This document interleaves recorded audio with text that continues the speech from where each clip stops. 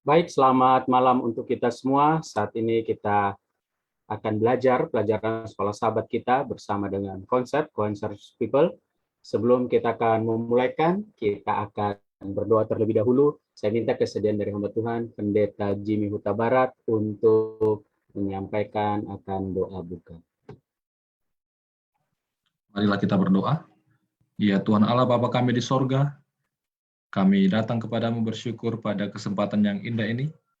Bersama dengan konsep, kami akan menyajikan tayangan live Facebook dalam program Belajar Sekolah Sahabat. Kiranya Engkau berkati kami, juga pemateri yang akan menyampaikan tentang kematian dalam dunia yang berdosa di pelajaran yang baru ini.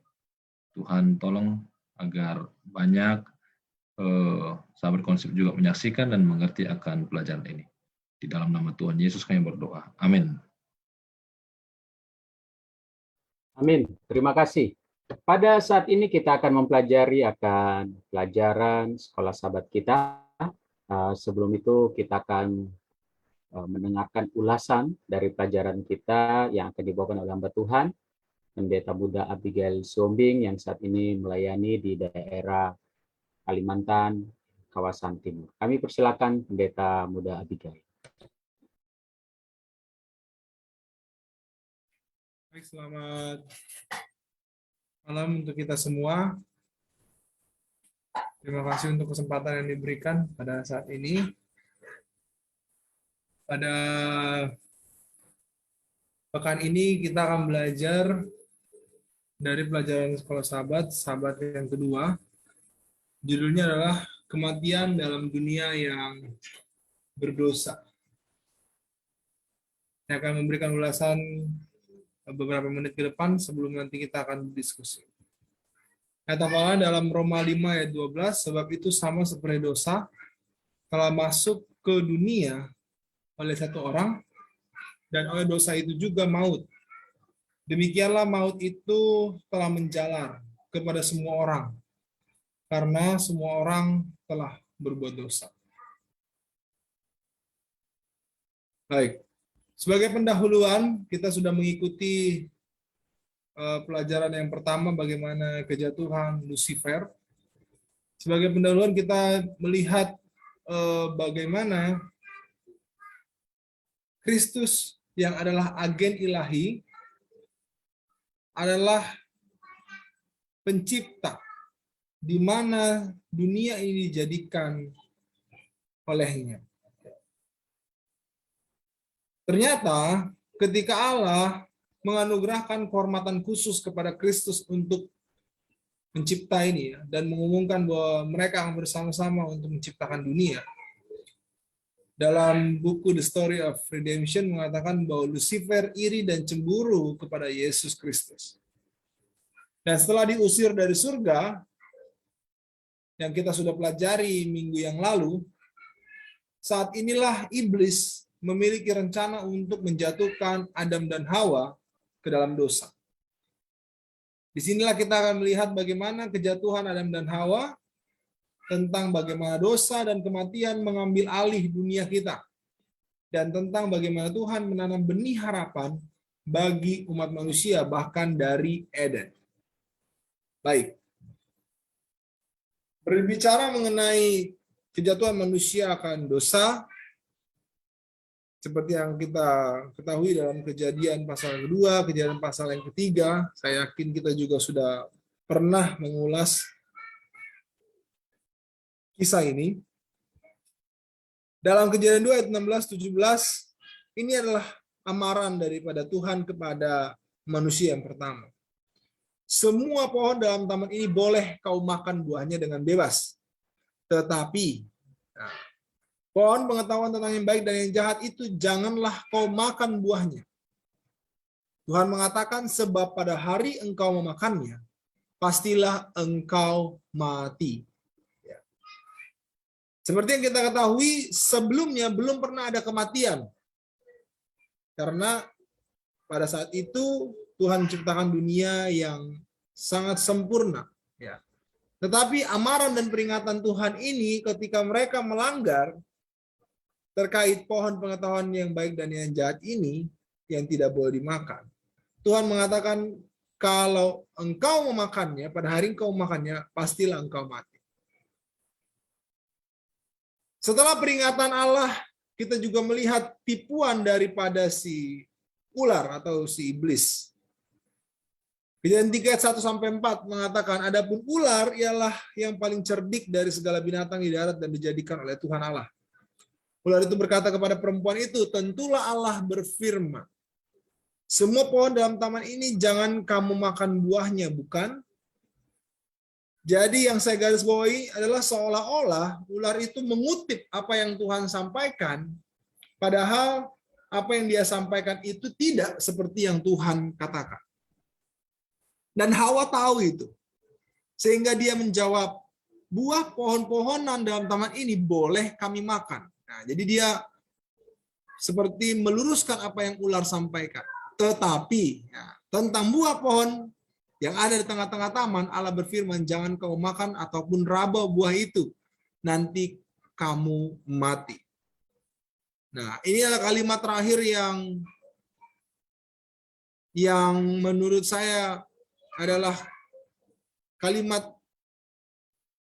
yang membuat Hawa penasaran atau memiliki rasa ingin tahu yang lebih. Dan ini adalah jelas tipuan daripada iblis kepada Hawa. Dikatakan ular itu berkata, sekali-kali kamu tidak akan mati. Tetapi Allah mengetahui bahwa pada waktu kau makannya, matamu akan terbuka. Ini kalimat selanjutnya daripada setan ya. Dan kamu akan menjadi seperti Allah. Tahu tentang yang baik dan yang jahat. Dan dalam kisah ini, dan juga dalam sejarah para nabi mengatakan bahwa Hawa melihat sendiri ya. Ular dengan gembira memakan buah terlarang itu dan tidak mati. Nah, sebagaimana yang Tuhan katakan.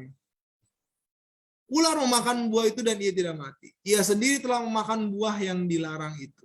Nah, jadi inilah yang membuat Hawa akhirnya memiliki rasa penasaran yang tinggi dan keingintahuan yang tidak seharusnya menjadi bagian Hawa di situ. Nah, dalam kisah ini bagi Hawa sebenarnya secara logika memakan buah pengetahuan yang baik dan jahat itu tidak menjadi masalah. Seperti saya katakan bahwa pertama, karena belum pernah ada kematian dan Hawa belum tahu ya, belum melihat.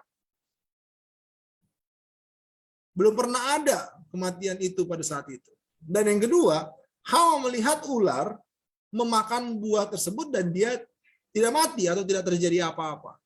Jadi secara logika dalam pikiran Hawa, ya memakan buah pengetahuan baik dan jahat itu nggak masalah.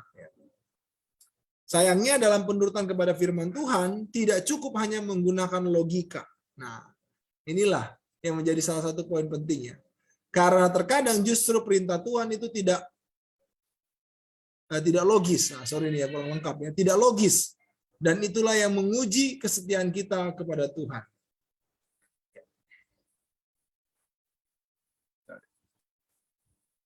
Meragukan firman Tuhan, Hawa menggunakan pengertiannya sendiri, metode empiris, yaitu dari observasi pribadi yang saya bilang tadi. Dia berusaha mengelola di logikanya, bahwa sebenarnya tidak masalah. Dan untuk memutuskan di antara dua pernyataan yang paling bertentangan. Keinginan Hawa ini membawa dia masuk ke dalam jebakan setan. Pertama, dia melihat bahwa dari sudut pandang makanan, pohon itu baik-baik saja. Baik untuk dimakan bahkan. Lalu yang kedua, dari sudut pandang estetika, dia melihat bahwa buah itu menyenangkan untuk dilihat. Dan yang ketiga, dari analisis logis, ya, pohon itu diinginkan untuk membuat seorang bijaksana atau mengetahui tentang yang baik dan yang jahat.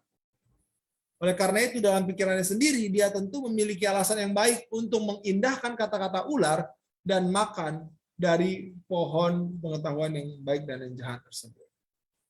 Lihat, kalau Hawa menimbang-nimbang dari keinginannya, dari logisnya, dari logikanya maksud saya, dari sudut pandangnya sebenarnya tidak ada dari segi logikanya yang membuat sepertinya memakan ini kok dilarang oleh Tuhan gitu ya. Nah, tetapi seperti apa yang saya katakan sebelumnya dari pelajaran ini, bahwa dalam menuruti firman Tuhan kita tidak cukup hanya menggunakan logika kita. Baik, ini adalah kalimat yang krusial dalam kata-kata jebakan iblis, ya, bahwa kamu tidak akan mati. Dalam pelajaran sekolah sahabat kita menekankan tentang bagaimana tipuan setan ini berlangsung bahkan hingga saat ini. Salah satu bentuk kuat dari kebohongan ini terlihat dalam kepercayaan umum tentang kebakaran jiwa. Ya, kamu tidak akan mati. Gagasan ini adalah dasar dari banyak agama dan filosofi kuno. Di Mesir kuno, hal itu mendorong praktik mumifikasi dan arsitektur pemakaman seperti yang terlihat di piramida. Jadi, ya orang yang sudah mati berusaha diawetkan atau bahkan mungkin ya kalau di Mesir dijadikan mumi ya dan lain sebagainya. Jadi mendukung tentang kebakaan jiwa bahwa dia sebenarnya tidak benar-benar mati atau ada sesuatu yang terjadi kepadanya ketika dia mati atau meninggal dunia. Ini didukung oleh filsuf besar Yunani seperti Plato dan Socrates yang akhirnya berdampak kepada kekristenan pasca apostolik. Jadi filsuf-filsuf Yunani juga meyakini hal tersebut, bahwa setelah kematian manusia itu tidak benar-benar mati. Ada yang disebut dengan kebakaan jiwa. Tetapi filosofi itu ternyata bukan berawal dari filsuf-filsuf Yunani, tetapi jauh lebih awal. Itu sudah ada di Taman Eden, yaitu iblis sendiri. Membawa tentang pemahaman-pemahaman yang tidak benar ya tentang kebakaan jiwa ini. Parahnya lagi saat ini, ya kalau kita ikuti kehidupan kita, di sekitar kita, buku, film, program TV, semuanya terus mempromosikan tentang gagasan bahwa kita ketika kita mati, kita hanya beralih ke keadaan sadar lainnya. Dan betapa disayangkan bahwa kesalahan ini juga diberitakan di banyak mimbar-mimbar Kristen. Ya. Makanya penting bagi kita untuk mengetahui keadaan setelah kematian. Ya. Yang hingga saat ini banyak orang-orang yang belum mengerti atau bahkan salah paham tentang pemahaman atau tentang pengertian peristiwa setelah kematian. Baik, konsekuensi dari kejatuhan. Dalam Kejadian 3 dapat dilihat bagaimana kondisi yang begitu tragis setelah manusia jatuh dalam dosa. Kejadian 3 ayat 8, mereka mendengar bunyi langkah Allah yang berjalan-jalan di taman itu dan pada waktu hari sejuk. Bersembunyilah manusia dan istrinya itu terhadap Tuhan Allah di antara pohon-pohon dalam taman. Jadi dalam cerita ini ketika mereka jatuh dalam dosa dan Allah mendatangi mereka, mereka segera bersembunyi. Secara psikis mereka malu dan mulai saling menyalahkan. Secara fisik mereka akan lebih lemah, akan merasakan sakit, bahkan akan mengalami kematian. Dan secara ekologi alam akan mengalami kemerosotan. Dalam pelajaran sekolah sahabat kita menekankan bagaimana inilah konsekuensi akibat daripada dosa itu sendiri. Adam dan Hawa tidak langsung mati pada saat itu. Atau dalam arti ia berhenti hidup langsung pada saat itu juga. Tidak ya. Tetapi pada hari yang sama mereka menerima hukuman mati. Ya, ia tidak langsung mati tetapi menerima hukuman mati. Tuhan memberitahu Adam dengan berpeluh engkau akan mencari makanan sampai engkau kembali lagi menjadi tanah, karena dari situlah engkau diambil sebab engkau debu dan engkau akan kembali menjadi debu. Kejadian 3:19. Dan Rasul Paulus menekankan ya, seperti ayat inti kita, bahwa sebab itu sama seperti dosa telah masuk ke dalam dunia oleh satu orang dan oleh dosa itu juga maut. Demikianlah maut itu telah menjalar kepada semua orang karena semua orang telah berbuat dosa. Jadi kita melihat konsekuensi akibat dari dosa itu bukan hanya Adam dan Hawa yang menikmatinya atau yang merasakannya, tetapi kita semua sebagai manusia keturunan daripada Adam dan Hawa, kepada semua orang dikatakan dalam ayat ini, ya, di mana maut adalah upah akibat daripada dosa. Dan bagian terakhir dalam pelajaran ini bagaimana Injil yang pertama dikatakan, Kejadian 3:15. Aku akan mengadakan permusuhan antara engkau dan perempuan ini, antara keturunanmu dan keturunannya. Keturunannya akan meremukkan kepalamu dan engkau akan meremukkan tumitnya. Kata permusuhan di sini menyiratkan tidak hanya kontroversi kosmik yang bertahan lama antara yang baik dan yang jahat, tapi juga penolakan pribadi terhadap dosa yang telah ditanamkan oleh kasih karunia Allah dalam pikiran manusia. Secara alami, kita sepenuhnya jatuh dan kita adalah hamba dosa. Namun kasih karunia yang Kristus tanamkan dalam setiap kehidupan manusia menciptakan permusuhan terhadap iblis dalam diri kita. Dan Tuhan Allah membuat pakaian dari kulit binatang, ya, untuk manusia dan istrinya itu, lalu mengenakannya kepada mereka. Di sini kita dapat melihat bagaimana Tuhan menggunakan hewan korban untuk mengilustrasikan janji mesianik.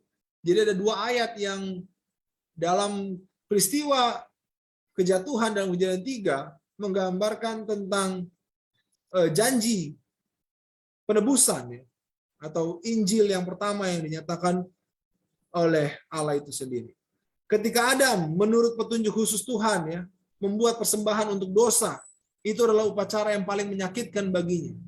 Tangannya harus diangkat untuk mengambil kehidupan yang hanya diberikan oleh Allah dan memberikan persembahan untuk dosa. Ini adalah pertama kalinya dia menyaksikan kematian saat dia memandang korban yang berdarah menggeliat dalam penderitaan kematian. Dia harus menantikan dengan iman kepada anak Allah yang digambarkan oleh korban yang akan mati sebagai korban manusia. Ya, jadi inilah sedikit ringkasan dari pelajaran sekolah sahabat kita pada saat ini, ya, tentang pelajaran yang kedua tentang kematian di dunia yang berdosa ini. Saya serahkan kembali kepada MC.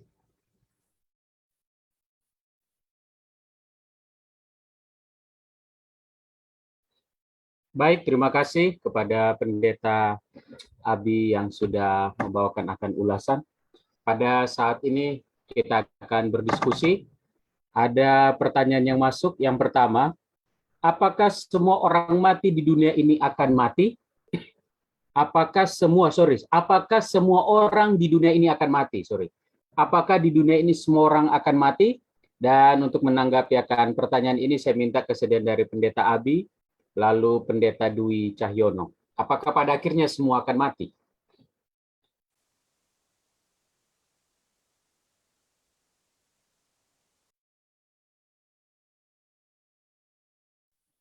Ya, baik. Terima kasih untuk pertanyaan yang telah diberikan. Jadi jelas bahwa dalam Roma pasal 6 ayat 23, ya, bahwa upah dosa ialah maut, ya. Bahwa kematian adalah bagian daripada manusia ketika kita semua jatuh ke dalam dosa. Tetapi pertanyaannya, apakah semua orang di dunia ini akan mati? Ya, tentu ketika kita mempelajari kedatangan Yesus yang kedua kali, ketika Yesus datang ke dunia ini, ia mendapati bukan hanya orang-orang mati yang dibangkitkan untuk menyambut kedatangannya, tetapi ada juga orang-orang yang tetap hidup hingga Yesus datang yang kedua kali untuk menyambut kedatangan Yesus yang kedua kali. Jadi itu mungkin jawaban saya untuk pertanyaan. Terima kasih. Baik, terima kasih. Bagaimana dengan Pendeta Dwi untuk menanggapi pertanyaan ini? Ya, pertanyaan ini terlihat sepele sebenarnya, tetapi ada implikasi yang cukup serius begitu. Dikatakan bahwa di dalam kitab Kejadian itu pada saat memakannya engkau akan mati, begitu. Kemudian kita juga mendengar tentang gimana pekabaran firman Tuhan, di mana pada saat Yesus datang ada orang yang masih hidup di sana, begitu. Jadi ada orang yang tidak mati, ya, di sana, begitu. Nah, apakah ini bertentangan Begitu. Apakah ini bertentangan? Tentu saja tidak. Sebab orang yang masih hidup pada saat Yesus datang itu, kenapa dia bisa hidup? Karena dia percaya dengan Tuhan Yesus. Akhirnya dia mendapatkan hidup yang kekal. Jadi barang siapa yang percaya sama Tuhan Yesus, dia akan mendapatkan hidup yang kekal. Kalau dia mati, dia akan dibangkitkan. Begitu. Nah, jadi pada dasarnya tidak bertentangan. Karena apa? Kalau tanpa Tuhan Yesus, maka tidak ada manusia yang hidup lagi di muka bumi ini. Pasti mati semuanya dan tidak ada harapan untuk memiliki hidup yang kekal. Nah, itu mungkin jawaban saya. Terima kasih. Baik, terima kasih Pendeta Dwi untuk tanggapannya. Kalau menurut Pendeta Pardosi, bagaimana ini? Apakah pada akhirnya semua orang akan mati, ataukah akan ada yang tetap hidup? Selamat malam, sampai selamat jumpa kembali kepada semua sahabat konsep dan juga para hamba-hamba Tuhan di Zoom ya. Dan terima kasih oleh karena kehadiran Bapak Ibu, saudara-saudara selama program konsep ini berjalan ya sampai malam hari ini dalam diskusi kelas sahabat. Sederhananya sepertinya begini ya cara memahaminya ya. Paulus katakan bahwa oleh satu orang lah maka semua orang telah jatuh ke dalam dosa. Dan maut itu telah menjalar kepada semua orang. Jadi itu yang penting harus dipahami seperti yang Rasul Paulus sampaikan ya. Maut itu telah menjalar kepada semua orang. Maut di sini kan artinya dua. Maut sementara itulah kematian secara kematian pertama itu yang dikuburkan, dan maut yang kedua itulah kematian kekal. Nah, mungkin saya harus tanya dulu, kira-kira yang mati ini yang mana yang dimaksudkan oleh si penanya gitu. Mengapa ini penting? Oleh karena kalau si penanya nanyanya adalah kematian pertama yang setiap orang dikubur itu, maka jawabnya adalah selama Yesus belum datang, maka semua orang di dunia akan tetap akan mati semua. Selama Yesus belum datang, akan mati semua. Tapi kalau Yesus sudah datang, maka kematian pertama itu berhenti, betul ya? Dia berhenti. Kenapa berhenti? Ya, karena orang benar akan diangkat ke sorga, lalu orang jahat itu akan mati dia di dunia ini. Kemudian menunggulah 1000 tahun. Dan nanti baru Yerusalem yang baru, orang benar tebusan, malaikat, Tuhan kita sendiri turun dari sorga. Dan orang jahat itu yang sudah tidur atau mati selama 1000 tahun dibangkitkan untuk menerima upah kematian kekal yang selama-lamanya. Nah, kalau begitu bolehkah saya katakan bahwa semua orang di dunia ini secara naturalnya pasti akan mati kematian pertama? Jawabnya iya, secara naturalnya. Tetapi ketika Yesus datang, maka kematian secara natural, kematian pertama itu akan berhenti. Karena tidak ada orang yang akan mati lagi, khususnya orang benar, karena sudah diangkat ke surga. Secara naturalnya, semua orang di dunia ini, upah dosa maut itu menjadi bagian hidupnya. Kecuali orang itu menerima Yesus sebagai Tuhan dan Juru Selamatnya dan hidup setia di hadapan Tuhan seumur hidupnya. Ya. Nah, jadi dengan jawaban seperti ini atau pemahaman seperti ini, maka kita boleh mengerti yang ditanyakan ini sebenarnya kematian apa. Karena kematian itu ada dua dalam Alkitab, kematian yang pertama dan kematian yang kedua. Dua-duanya itu adalah akibat dosa. Tetapi upah dosa adalah maut itu, itulah kematian kekal. Karena dosa sudah menjalar ke semua manusia, berarti maut itu pun sudah menjalar kepada semua manusia yang dilahirkan ke dunia ini. Ya. Entah dia akan mengalami kematian pertama sebelum Yesus datang, atau dia akan mengalami kematian kedua, itulah api neraka itu. Terima kasih banyak. Baik, terima kasih.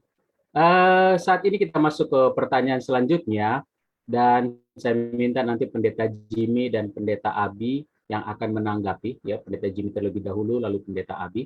Ada pertanyaan dari Facebook, dari sahabat kita Freddy ya, saudara atau Bapak Freddy Porayo. Nah, pertanyaannya begini, apakah Hawa belum mengenal profil si ular. Sehingga Hawa dengan begitu mudah mempercayainya kan. Mungkin dia belum tahu nih apakah si ular ini gimana ini, kok akhirnya gampang sekali percaya. Apakah dia tidak tahu tentang si ular ini?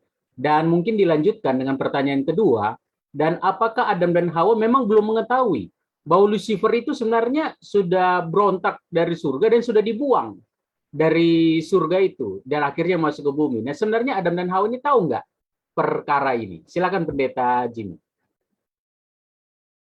Baik, terima kasih ya. Jadi kalau kita melihat di kitab Kejadian pasal yang pertama tentu menjadi satu pasal yang fundamental ya, yang sangat mendasar untuk memahami kisah daripada Adam dan Hawa. Bahkan pasal yang ketiga sebagai pasal yang menceritakan tentang kejatuhan daripada manusia yang pertama ini. Ya. Jadi kalau tadi dikatakan apakah Adam dan Hawa tahu bahwa Lucifer sudah dibuang dari surga, ya tentu di Kejadian pasal 3 ini tidak ada yang dijelaskan di sini. Lucifer itu hanya kita temukan ketika kita belajar sekolah sahabat kita minggu lalu, bintang timur, tapi itu pun tidak disebutkan Lucifer secara langsung ya, tetapi disebut di sana apa? Bintang timur ya. Itu pertanyaan kedua tadi. Jadi tidak langsung diberitahukan di sana bahwa Yesus atau Adam dan Hawa ada juga di situ, yaitu Lucifer sudah dibuang dari surga. Lalu kemudian kalau pertanyaannya tadi apakah Hawa belum mengenal profil ular? Ya, ular itu kan satu hewan yang Tuhan ciptakan juga ya di hari-hari penciptaan. Pastilah Adam dan Hawa tahu bahwa ular itu sudah ada. Namun mereka tidak tahu apakah itu diambil oleh setan sebagai media untuk menggoda. Ya. Kalau saja Tuhan kasih tahu dari awal, awasnya ada setan mau menggoda, ya bisa saja mereka antisipasi. Tapi bukan berarti Tuhan salah tidak memberitahukan. Tapi memang Tuhan sudah kasih tahu bahwa jangan sempat disentuh buah itu, ya. Jadi terlepas dari apakah setan datang untuk menggoda, yang penting ada atau tidak ada godaan, jangan sampai memakan. Karena melanggar daripada firman Tuhan berarti berdosa. Sehingga mereka menjadi menyalahkan satu dengan yang lain kan. Kenapa kau makan? Karena si anu. Padahal sebenarnya karena didekat-dekati aja itu pohon itu, dan akhirnya mereka tertarik ya. Jadi tentang Lucifer dijatuhkan, saya rasa mereka belum diceritakan atau belum memahami, tapi tentang Tuhan memberikan satu hukum kepada mereka itu benar-benar mereka sudah paham. Terima kasih, itu mungkin yang bisa saya tanggapi. Terima kasih. Bagaimana pendapat Pendeta Abi? Apakah memang Hawa ya, Adam dan Hawa ini sebenarnya sudah tahu belum tentang setan ini? Silakan Pendeta Abi. Baik, terima kasih. Ini pertanyaan yang baru pertama kali saya dapat ya. Jadi saya pun mencoba mencari referensi dan juga ya sumber-sumber terkait dengan peristiwa ini. Tentu kita akan melihat dalam buku sejarah para nabi ya, dalam buku Omega Jilid yang pertama. Nah, dalam Alkitab seperti yang Pendeta Jim sampaikan memang tidak dijelaskan ya, tidak dijelaskan bagaimana Adam dan Hawa ini dikasih tahu tentang kejatuhan Lucifer kah atau tentang profil si ular. Sebenarnya yang menarik dalam kisah ini adalah bahwa setan tidak menunjukkan dirinya yang sesungguhnya gitu. Jadi setan menyamar menjadi hewan yang paling indah ya, atau hewan yang paling cerdik. Ya. Jadi dari sini, dari wujudnya saja sebenarnya setan sudah menipu Adam dan Hawa, terlepas mereka tahu atau tidak tahu. Sebenarnya kalaupun mereka tahu, dalam hal ini setan menyamar, sehingga ya mungkin saja yang tadinya mereka tahu akhirnya menjadi tertipu gitu. Nah, tetapi nanti mungkin saya bisa meluruskan ya. Saya juga seperti saya bilang bahwa saya pertama kali mendapat pertanyaan ini ketika saya membaca buku sejarah para nabi. Saya ulang kembali nih, baru saja ketika tadi pertanyaan itu didapat, saya membaca dalam halaman 46 ya. Nanti mungkin bisa diluruskan jika memang ini kurang tepat. Tetapi dalam sejarah para nabi jilid yang pertama halaman 46 paragraf yang kedua tentang kejatuhan ya. Judulnya adalah tentang penggodaan dan kejatuhan. Dikatakan begini. Leluhur kita yang pertama itu tidaklah dibiarkan begitu saja tanpa mendapat amaran terlebih dahulu tentang bahaya yang mengancam mereka. Oke, di sini kita clear ya bahwa Adam dan Hawa dikasih amaran dulu, dikasih peringatan dulu. Pesuruh-pesuruh surga dikatakan membeberkan kepada mereka sejarah kejatuhan setan dan rencananya untuk membinasakan mereka. Jadi dari kutipan ini sebenarnya sepertinya mereka sudah dikasih tahu tentang sejarah kejatuhan setan dan rencana setan untuk menjatuhkan mereka. Menjelaskan dengan lebih sempurna sifat pemerintahan ilahi yang sedang dicoba untuk digulingkan oleh penghulu kejahatan itu adalah oleh pelanggaran terhadap perintah Allah yang adil bahwa setan dan segala pengikutnya telah jatuh. Kalau demikian, betapa pentingnya bahwa Adam dan Hawa harus menghormati hukum itu yang olehnya saja keselarasan dan keadilan mungkin untuk dipertahankan. Nah, jadi ini kutipan ini baru saya baca setelah pertanyaan ini saya dapatkan. Nanti mungkin bisa diluruskan. Jadi kalau dari kutipan ini ya, terlepas dari Alkitab yang saya katakan tadi bahwa tidak menjelaskan secara detail tentang pengetahuan Adam dan Hawa terkait ular atau terkait setan, tapi dari kutipan ini sepertinya menggambarkan bahwa mereka sudah mendapat amaran, bahkan amaran tentang sejarah kejatuhan setan dan rencana setan untuk membinasakan mereka. Nah, jadi ini mungkin tanggapan dari saya. Terima kasih. Baik, terima kasih Pendeta Abi. Saya mau ke Pendeta Pardus. Ini bagaimana nih Pendeta dengan pertanyaan ini ya? Apakah sebenarnya Adam dan Hawa ini sudah tahu nggak cerita tentang Lucifer itu jatuh? Sehingga mereka ini setidaknya sudah tahu lah profilnya ini dari Lucifer ini. Baik, ini terkait kepada kronologi sebenarnya. Kalau ditanya apakah mereka sudah tahu atau belum, maka pertanyaannya sebenarnya adalah mana yang duluan? Dosa ada, baru penciptaan Adam dan Hawa, atau Adam dan Hawa ada dulu, baru dosa ada? Nah, kalau kita sudah mengetahui jawabannya, maka kita pasti bisa menjawab pertanyaan tersebut. Menurut apa yang diberikan oleh Alkitab, ular mencobai Adam dan Hawa, atau Hawa lah ya, Hawa. Ular itu adalah iblis atau Lucifer atau setan yang berbicara, yang masuk ke dalam ular itu. Nah, berarti kan sudah ada duluan dosa, begitu ya. Kalau belum ada dosa, terus kira-kira ular ini siapa yang ngomong? Kan tidak mungkin ada makhluk yang lain. Berarti sudah ada dulu dosa.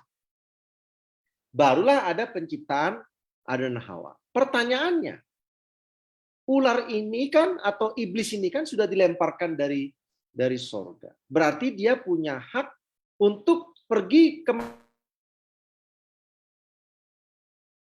manapun gitu. Ke tempat-tempat yang ada makhluk-makhluk ciptaan Tuhan. Kalau kita memahaminya seperti ini, maka ketika Tuhan menciptakan Adam dan Hawa ini, Tuhan itu maha baik. Tuhan itu bahkan kalau saudara baca apa yang dikatakan Petrus, bahwa Yesus itu sudah mati bahkan sebelum dunia dijadikan, ini begitu ya. Sudah matinya itu artinya bahwa dia sudah ditetapkan untuk mati. Jika manusia itu berdosa. Nah, kalau kita lihat rentetan ini, pertanyaannya adalah apakah Tuhan tidak menginformasikan kepada manusia itu bahwa boleh saja ada penggoda datang menemui mereka? Jawabnya adalah Tidak mungkin Tuhan, bahkan dia sudah merencanakan akan adanya jalan keselamatan kepada manusia. Kalau dia tidak memberitahukan kepada manusia, ada persoalan terjadi di mana?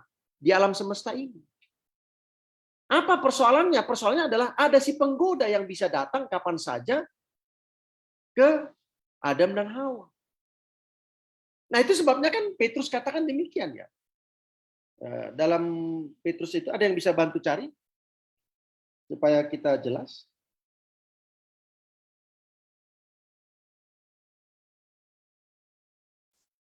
Sebelum bentar ya.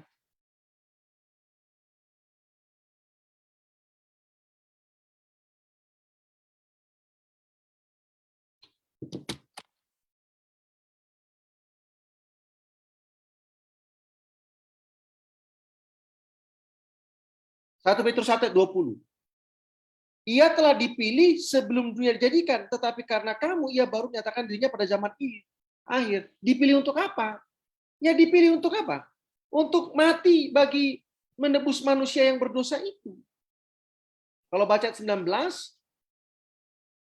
kita telah ditebus dari cara hidup kita yang sia-sia, ayat 18, yang kita warisi dari nenek moyang kita, itu bukan dengan barang yang fana, tetapi dengan darah yang mahal. Ia telah dipilih sebelum dia jadikan. Jadi saya punya keyakinan bahwa Tuhan sudah menginformasikan kepada Adam dan Hawa tentang adanya si penggoda itu. Itu sebabnya Tuhan sudah menyiapkan rencananya, yaitu jika manusia itu tergoda, berdosa, maka Tuhan sudah menyiapkan apa? Jalan keselamatan. Terima kasih. Baik, terima kasih Pendeta Pardosi ya. Makanya kalau kita baca dalam Kejadian 1 itu, ya, lalu Kejadian 2 ya, Tuhan kan sudah bilang, jangan kamu makan atau kau sentuh buah dari apa? Pohon pengetahuan baik dan jahat. Itu semua sudah clue bahwa mereka itu sudah diingatkan ya, jangan sampai ada pelanggaran. Berarti ada yang akan menggoda. Baik, saat ini kita tiba kepada pertanyaan yang selanjutnya. Nah, saat ini saya minta nanti Pendeta Matias dan Pendeta Abi untuk boleh menanggapi ya, Pendeta Matias dan Pendeta Abi. Bagaimana caranya supaya kita bisa memahami akan firman Tuhan itu. Jangan sampai kadang-kadang bisa saja kita tertipu dengan orang-orang yang digunakan setan menggunakan ayat untuk menipu umat-umat Tuhan. Ya, kadang-kadang ayat-ayat itu dibalik-balik untuk membenarkan perbuatannya. Nah, bagaimana caranya supaya kita tidak tertipu dengan ulah-ulah setan yang seperti ini? Saya persilakan Pendeta Matias. Baik, shalom, selamat malam. Terima kasih untuk pertanyaan yang ditanyakan. Jadi ketika ditanya bagaimana caranya ya, bagaimana caranya agar kita dapat bisa melihat atau bisa memahami agar tidak tertipu dengan tipu muslihat setan yang dibuat, maka saya pikir Alkitab dengan sangat baik memberikan kita pesan bahkan pelajaran penting bahwa kita perlu tunduk kepada Allah ya, dikatakan tunduklah kepada Allah dan lawanlah iblis maka dia akan lari daripada. Dan salah satu cara yang harus kita buat di dalam melawan tipu muslihat iblis adalah kita tunduk kepada Allah dan firman. Ya, kita harus lebih banyak menggunakan waktu kita untuk berdoa dan membaca Alkitab. Ini adalah cara yang sederhana, tetapi inilah cara yang terbaik untuk bisa melawan tipu muslihat iblis ya.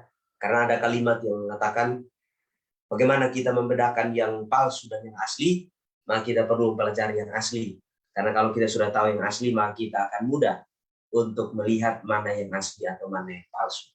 Dan dalam hal ini dikatakan juga di dalam 1 Petrus 5 ayat yang ke-9 dan ayat ke-9 dikatakan, lawanlah dia dengan iman yang teguh. Mulai dari ayat 8. Sadarlah dan berjaga-jagalah lawan musuh iblis, berjalan keliling sama seperti singa mengaum-ngaum dan mencari orang yang dapat ditelannya. Lawanlah dia dengan iman yang teguh, sebab kamu tahu bahwa semua saudaramu di seluruh dunia menanggung penderitaan yang sama. Jadi firman Tuhan sudah diamarkan bahwa iblis itu bukan hanya menggoda kita saja, tapi dikatakan semua orang di dunia mendapatkan hal yang sama ya, digoda oleh iblis bahkan ditipu. Jadi bukan hanya sampai di Hawa, tetapi itu berlanjut sampai hari ini. Dan itu sering kita temui. Dan untuk kita bisa sanggup melawan, karena ada satu contoh yang terbaik, yang Yesus pernah lakukan atau Yesus pernah contohkan adalah ketika iblis menggoda Yesus, Yesus selalu melawan dengan ada tertulis. Jadi kalau kita tidak pernah baca Alkitab, tidak pernah membaca firman Tuhan, bagaimana kita dapat membedakan tipu muslihat itu kalau kita jarang baca Alkitab?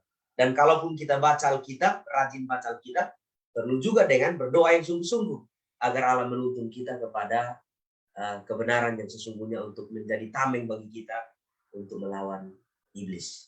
Terima kasih, Tuhan memberkati. Baik, terima kasih Pendeta Matias ya. Pastikan yang kita tahu adalah yang asli ya, bukan yang palsu. Pendeta Abi, bagaimana nih caranya supaya kita tidak tertipu dengan tipu muslihat setan yang menggunakan ayat-ayat Alkitab? Ya, yang menjadi masalah adalah ketika kita terlalu banyak mendengar omongan orang tanpa kita membaca sendiri apa yang Alkitab katakan. Jadi kita mudah percaya orang ngomong di depan, orang yang terkenal mungkin katakan begini, lalu kita katakan, wah puji Tuhan, ya betul demikian. Tanpa kita selidiki dan meminta Roh Kudus untuk menuntun kita secara pribadi, mempelajari firman Tuhan tersebut gitu. Nah, jadi ketika kita seolah-olah menyalahkan setan, oh saya ditipu, selama ini saya ditipu. Padahal kita sendiri yang tidak mewaspadai atau mempersiapkan diri kita dengan semua serangan-serangan daripada si setan itu sendiri. Tetapi sebenarnya yang menarik dalam pertanyaan ini adalah kalau kita kembali kepada pelajaran sekolah sahabat kita terkait Adam dan Hawa, sebenarnya Hawa sudah tahu firman Tuhan, sudah tahu. Dia bahkan ketika iblis mencoba menyelewengkan apa yang Tuhan sampaikan, dia sudah tahu dan dia meluruskan kembali. Tetapi kadang-kadang kita sudah tahu pun firman Tuhan, kita bisa tetap tertipu gitu. Maksudnya kita tahu nih, yang asli kita tahu seperti yang Matias sampaikan, kita tahu. Tetapi terkadang ada hawa nafsu atau keinginan-keinginan yang sebenarnya tidak patut kita yang tidak patut kita ingini, yang tidak patut muncul dalam pikiran kita. Kadang-kadang itu juga yang membuat kita jatuh gitu. Jadi memang perlu kita tahu tentang mana yang benar, tetapi bukan hanya tahu saja cukup ya. Karena tahu saja menurut saya tidak cukup. Ada butuh penguatan yang lain bagi iman kita untuk tetap berpegang teguh kepada firman Tuhan. Terima kasih. Terima kasih Pendeta Abi. Kita langsung ke pertanyaan selanjutnya. Dari sahabat kita yang selalu menyaksikan tayangan kita, Bapak Letus Tarung Anggraha. Dan untuk pertanyaan ini saya minta Pendeta Muda Dwi dan juga Pendeta Muda Alex untuk menanggapi ya. Pertanyaannya adalah bagaimana pandangan Alkitab dan kita sebagai orang Advent yang masih memegang erat adat istiadat di Indonesia, yang masih mempraktikkan tentang kematian, bahwa manusia itu tidak mati. Misal jenazahnya masih disimpan di rumah dan lain-lain, dan kuburannya bahkan sangat bagus dibanding dengan rumahnya. Ini gimana ini? Dengan hal-hal adat istiadat ini yang kadang-kadang kita temui seperti ini. Pendeta Dwi lalu Pendeta Alex, silakan menanggapi. Ya, ini karena pertanyaannya adalah orang Advent, maka dia seharusnya sudah tahu bahwa, dan dia mungkin juga percaya bahwa orang mati itu tidak bisa apa-apa lagi, begitu, bahwa tidak perlu dilakukan hal yang demikian. Maka sudah pasti seharusnya dia menghidupkan apa yang diimaninya, begitu. Dia menghidupkan apa yang diimaninya, sehingga ajaran-ajaran nenek moyang itu tidak lagi membelenggu dia sebagai umat-umat Tuhan dan mengajar dia dan mengendalikan dia, begitu. Karena apa? Ketika seseorang itu mempunyai sesuatu, maka sebaiknya dia melakukannya, begitu. Jangan melakukan yang sebaliknya. Jadi jangan sampai melawan hati nurani, jangan sampai melawan apa yang dia percayai, begitu. Di dalam Kolose 2 ayat 28 katakan, hati-hatilah supaya jangan ada yang menawan kamu dengan filsafat yang kosong dan palsu menurut ajaran turun-temurun dan roh-roh dunia, tetapi tidak menurut Kristus. Jadi sebaiknya fokus kepada Kristus, fokus kepada ayat Alkitab, ya, yang namanya tradisi, yang namanya ajaran nenek moyang, ya apabila dia bertentangan dengan Alkitab, maka kita harus meninggalkannya.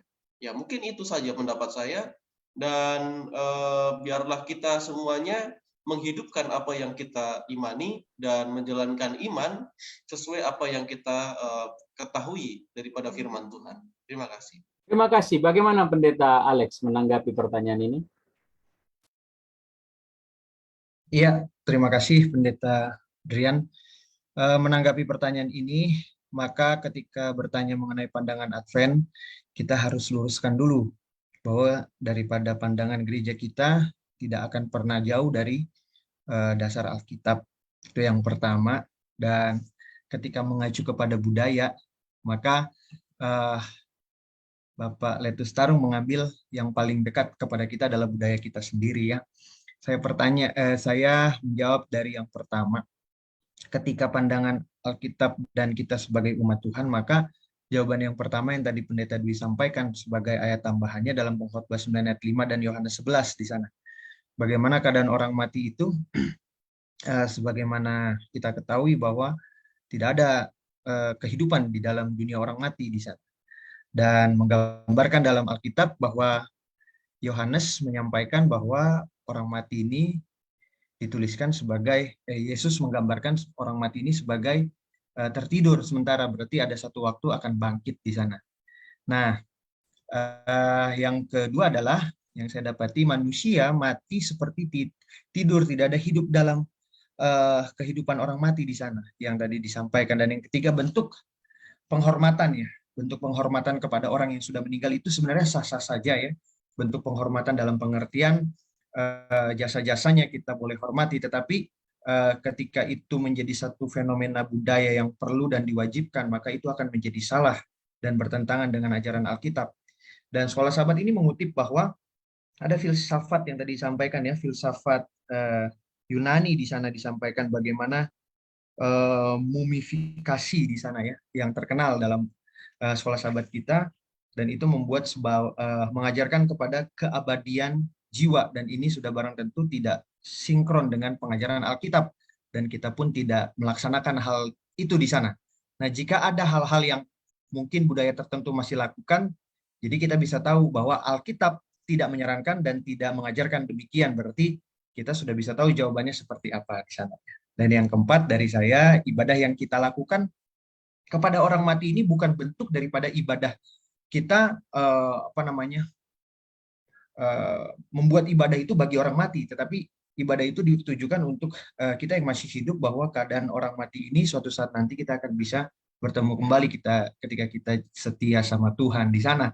Yang kita bisa lakukan ketika kita bicara mengenai pandangan dan juga bagaimana orang Advent boleh mengalami kematian. Mungkin itu, Pendeta Adrian. Terima kasih. Terima kasih Pendeta Alex untuk tanggapannya. Saya akan beralih ke Pendeta Pardosi untuk boleh menanggapi dua pertanyaan, sekalian nanti juga bisa untuk closing.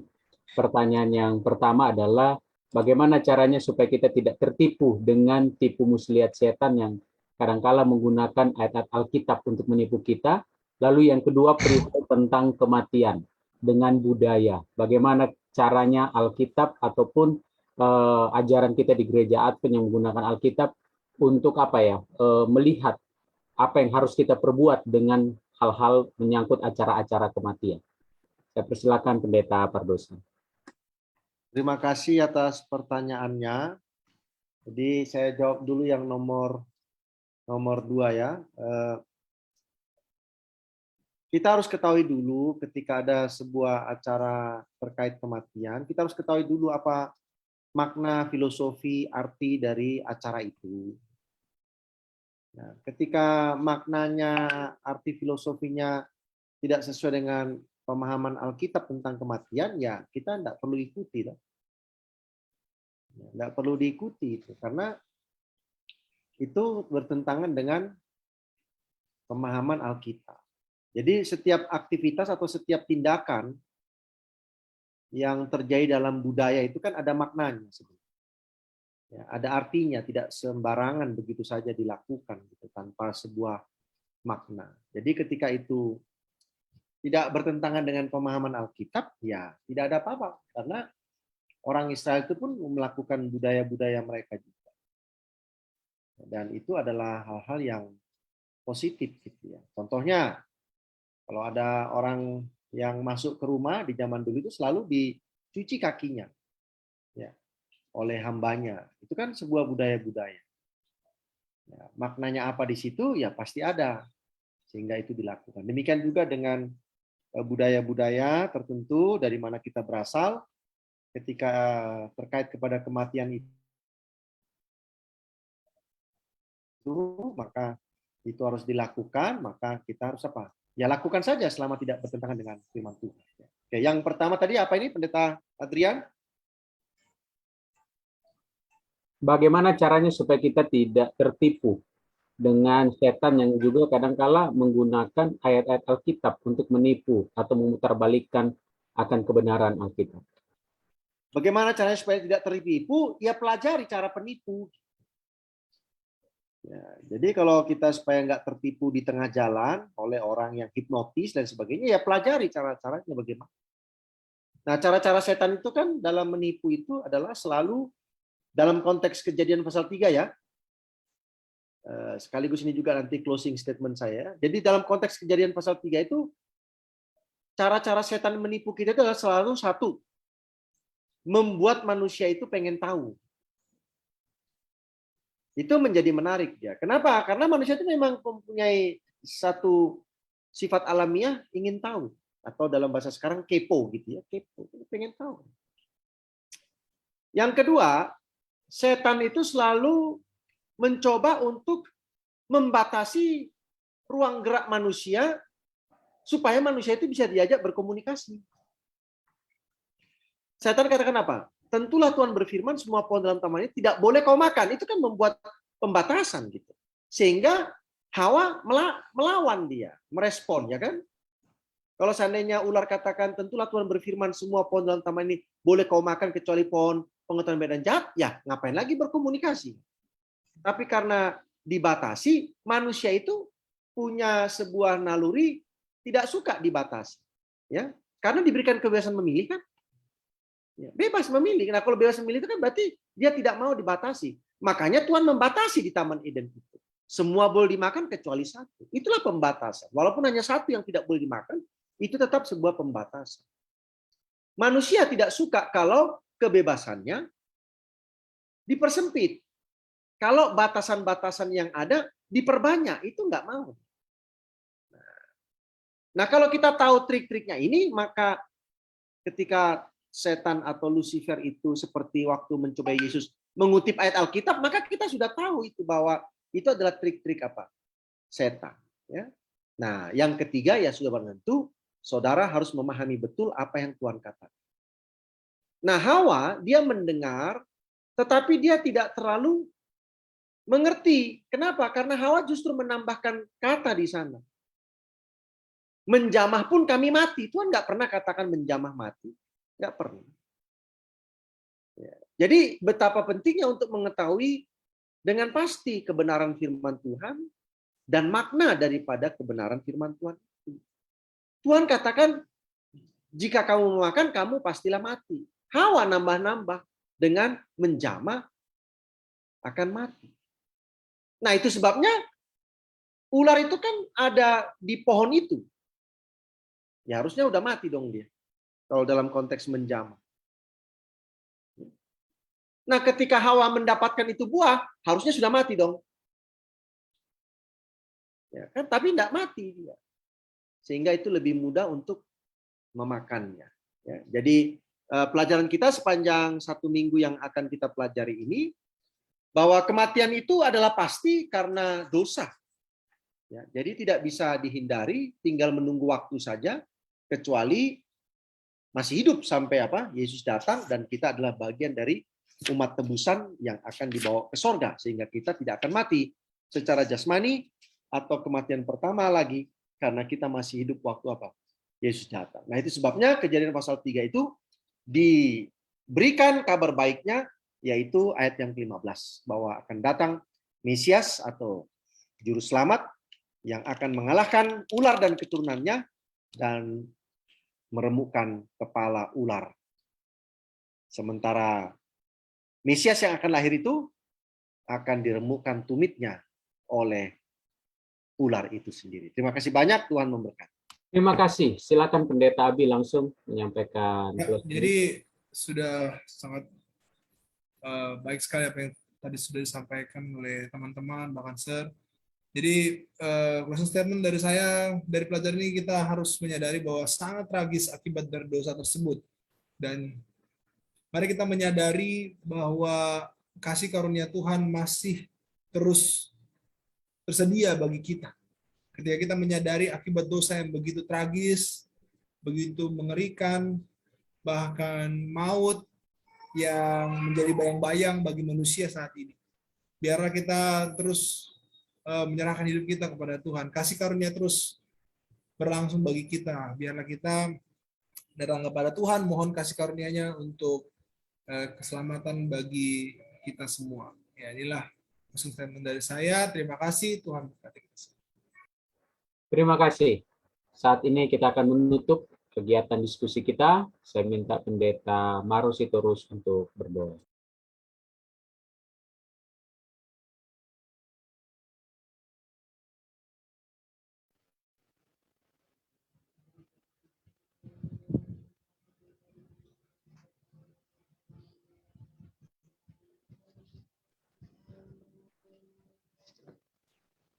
Silakan Pendeta Maro.